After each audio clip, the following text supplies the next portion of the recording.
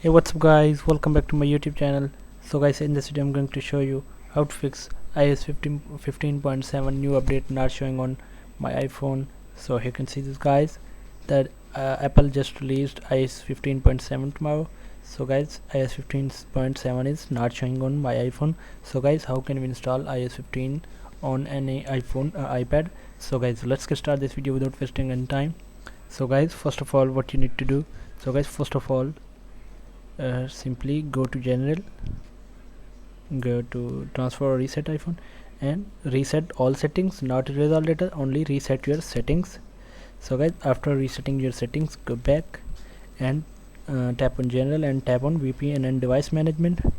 So guys, if you have any beta profile installed here, so remove your beta profile, so into your passcode, so remove, so tap on not now. So guys, after removing your beta profile, then restart your iPhone.